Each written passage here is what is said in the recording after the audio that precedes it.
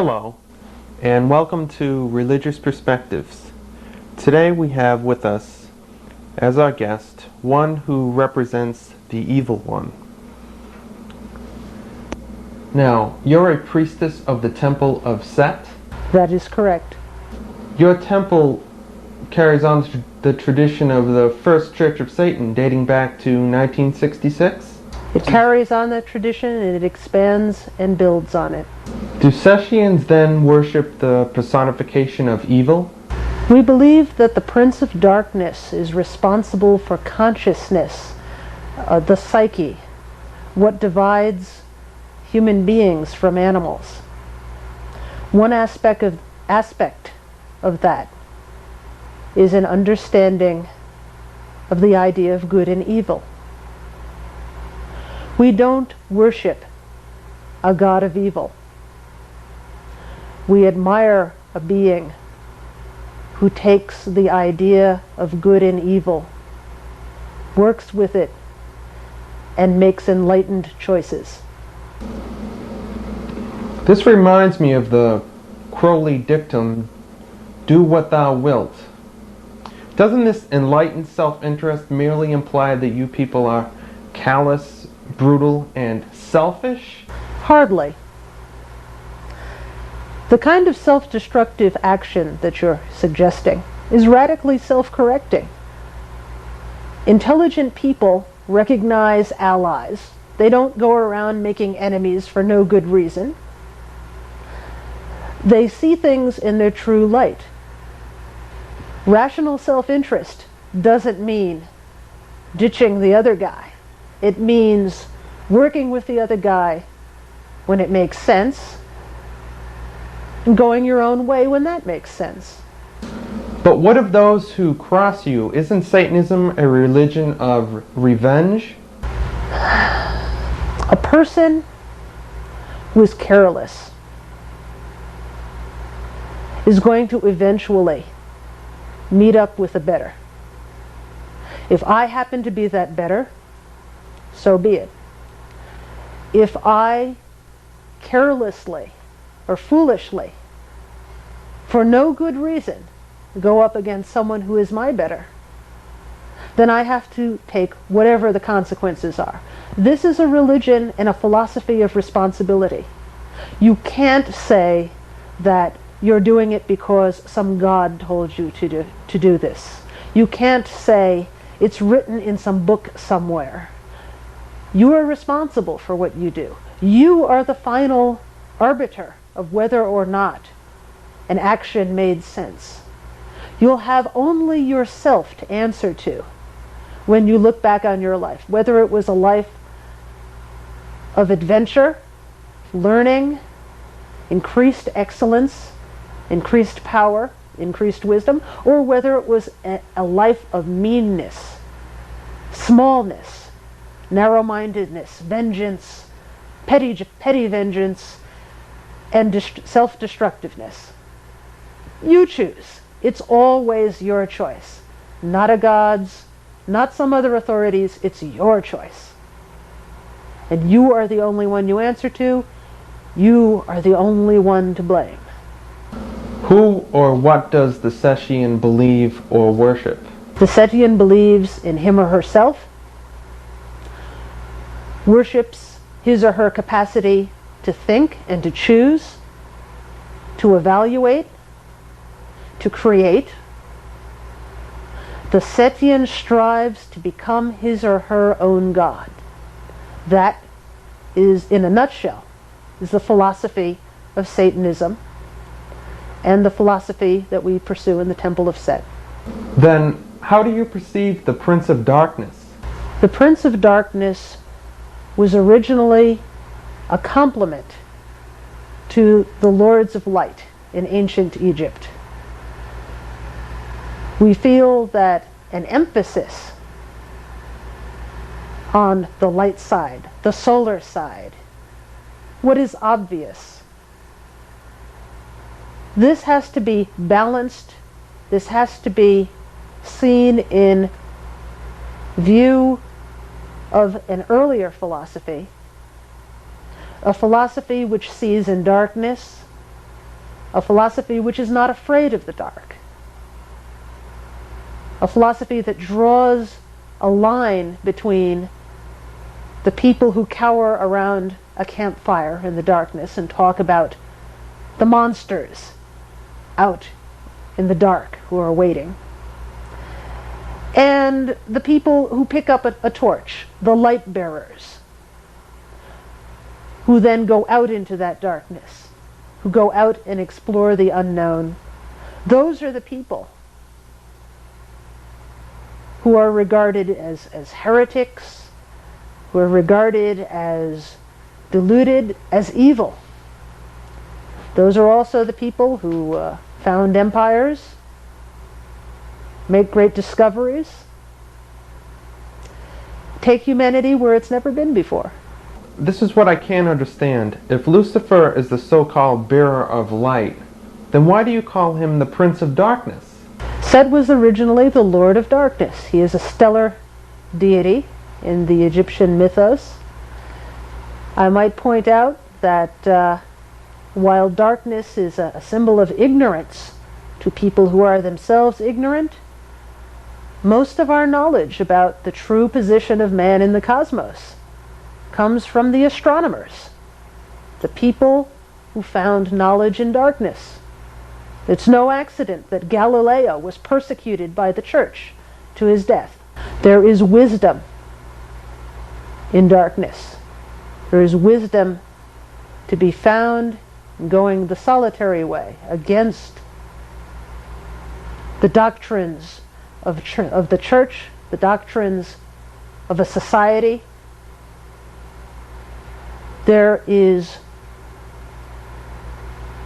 a refining of the individual intellect that comes with the path of the rebel and the path of the innovator.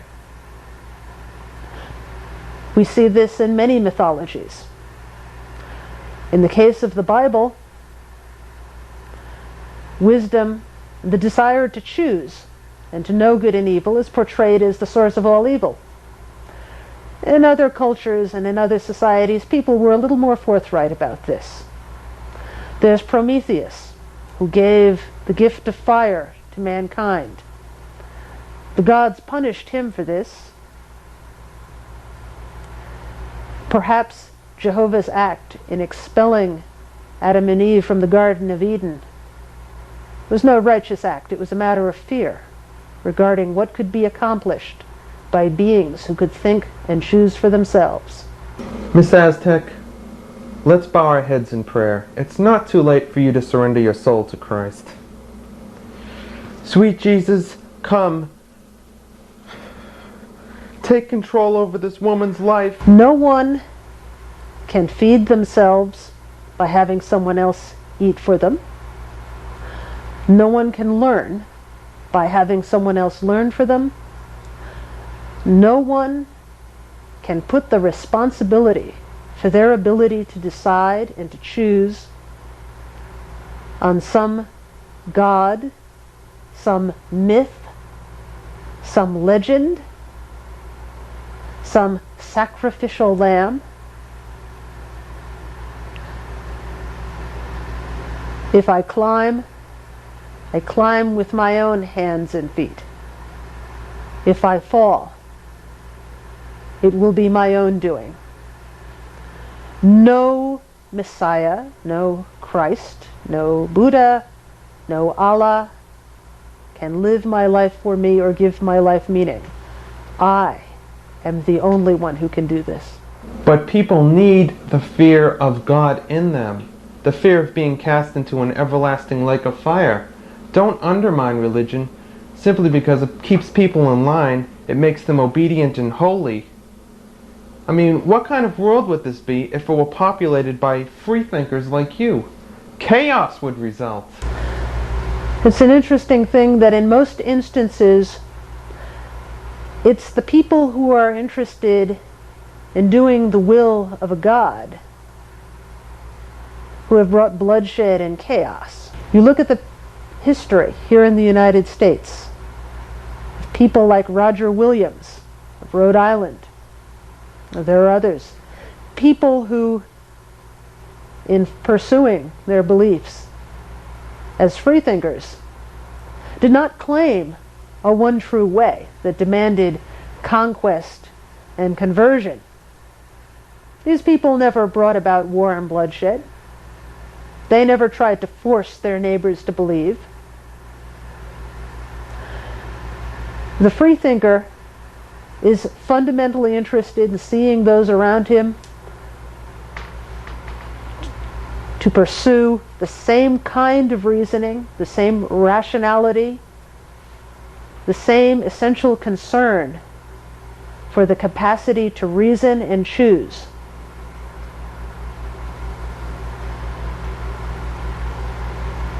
I'd probably make a better neighbor than you'd think. Okay, what of Richard Ramirez and these other satanic slayers? Psychotic killers are failures. Drug cultists who are using voodoo to keep people in line are failures. Our philosophy is not a philosophy of failure and violence and mayhem. By far the majority of people who have preyed on others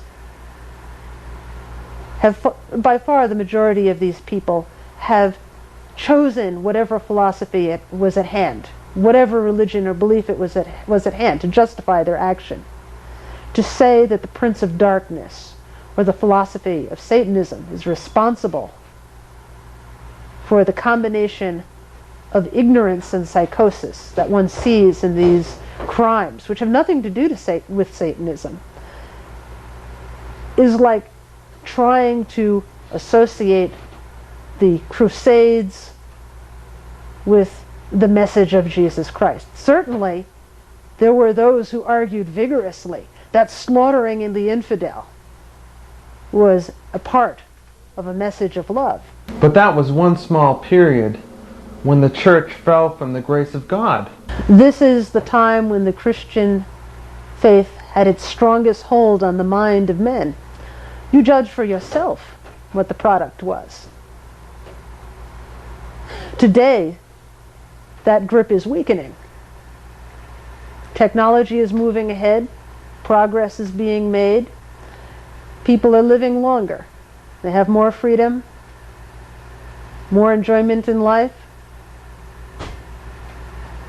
You tell me what Christianity has brought to humanity. At its height, people were being burned at the stake, hanged for heresy. People were dying in their 20s and 30s, filth and disease. People said it was God's will. I'd rather be my own God if this is the God the Christians have to offer. What about books like Michelle Remembers, written by ex-cultists who describe blood rituals, sexual perversion, and brainwashing? Stephen King makes a lot of money writing such things up as fiction. Other people make a lot of money writing up such things as fact. There's no evidence that any of these things have actually happened. Where are the convictions? Where are the trials? You get these people on talk shows. They never talk to police departments. They talk on television, hawking books. Give me a break. Don't you enjoy tax-exempt status as a priestess in this satanic organization? Isn't that your angle? That's an interesting question. I don't make any money from my job as priestess. This is not true of most religious clergy who make a good living from it. I'm a software engineer myself. Such spiritual counsel as I give to other Setians is offered in hopes of helping their self-development. I'm not paid. Don't make any money off of it. I don't attempt to claim my vacation expenses as religious expenditures. If all churches were to be taxed, that most certainly would include your temple. Not a problem. Tax the churches. We'll have no problem. We won't complain. So what's next on your agenda? World conquest? World conquest isn't the point. What we're after is an individual awakening. We don't see putting the churches out of business anytime soon. There are always going to be people who want that opiate. There are always going to be people who are looking for a proxy salvation, a proxy deliverance. People who want a dead belief system that will give them all of life's answers. We're not looking for those people. We're looking for the few. We're looking for people who want to walk their own path in the world, who want to improve themselves. We're not interested in the people who are looking for an answer to life's problems. We're looking for people who are interested in pursuing the challenges. Like Prometheus, the people who are going to steal the privileges of the gods and hand them over to humankind. Those are the people who are Satanists. That sounds pretty egotistical and selfish to me.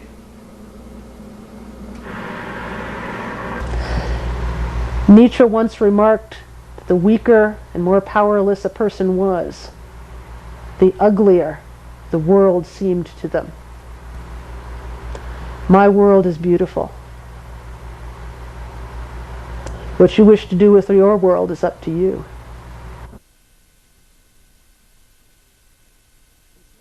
What about drugs as a means to achieve self-realization? We found that, for the most part, drugs are a blind alley. The things that people attempt to accomplish through drugs, and there are people who have sought not merely for immediate hedonic sensation, but for something more through drugs. We have to recognize that. But we also know that the mind has the capacity to achieve these things on its own. We regard the use of drugs as weakening that capacity to achieve these things, in the same way that an athlete who trains without the help of stimulants is going to be a stronger and more consistent performer than an athlete who relies on drugs. It's no different with the mind. I would say, if there are people who are listening who find themselves dependent on any substance, that they should understand that it's within their capacity to stand on their own feet. They don't have to use any substance if they have the force of will to attain those same experiences, those same pleasures. For some of those people, I think the day will come when they realize that this is an illusory paradise. Then they will strike out on the path of Satanism. They will attain these things by their own effort and not through an artificial aid. What is the eventual goal of the Setian? The eventual goal of the Setian is to become his or her own God. To create the universe in which he or she lives. To experience, to learn, to attain wisdom, to reach undreamed of capabilities through the exercise of will and intelligence. And I suppose your medallion that you're wearing gives you some sort of special power to accomplish that goal, right? This medallion, the insignia of the Temple of Set. It shows the pentagram, a very old symbol. In the time of ancient Greece, it was a secret of the Pythagoreans, a fraternal band of mathematicians and philosophers who wanted to inquire into the secret things of nature. Today, this symbol still represents a desire to inquire into the structure of the cosmos, to know its secrets.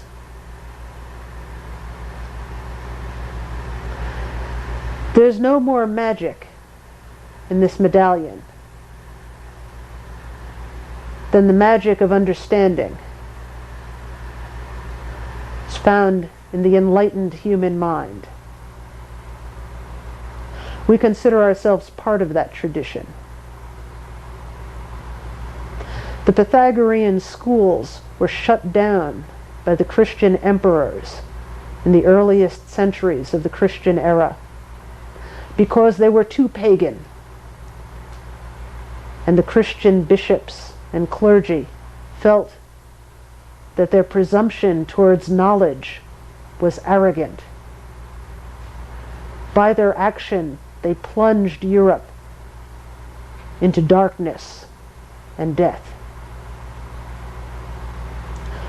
We will not see this happen again. You seem very conservative and intelligent, but there's this great proliferation of information in the media, and they all say the same thing, that you people kill babies. What gives? Why this paradox? Fear. But fear of what? Fear of the unknown, fear of responsibility, fear of change and complexity. Scapegoating is an old practice. The word itself comes from an ancient biblical practice where, instead of taking responsibility for their own sins, the ancient Jewish tribes would select a pair of goats. One would be killed to serve God. The other one would be laden down with the sins of the people, beaten with sticks and sent into the wilderness. We still do it today. It's just that now we have television to help with the job. Now that you've appeared on television, aren't you afraid some Christian will seek you out for revenge? It's a possibility, but freedom of speech isn't worth much unless you use it. I'm glad to say that we have come a bit from the days when blasphemers were stoned to death and women who were claimed to be witches were hanged in the public square. I believe that one of the things that does make a difference is that we do have a separation of church and state in this country. Many people would like it otherwise, but we still have some separation of church and state. People still have some ability to distinguish between fact and fantasy. As a representative of the Prince of Darkness, what would you like to say in closing to the American public? If you wish to, you have the capacity to know good and evil, to be the captain of your own ship, to run your life in such a way that you advance, you exercise the highest within you. Thank you for this enlightening interview, Miss Oz Tech. You're welcome. And thank you, audience, for joining us. This is Religious Perspectives.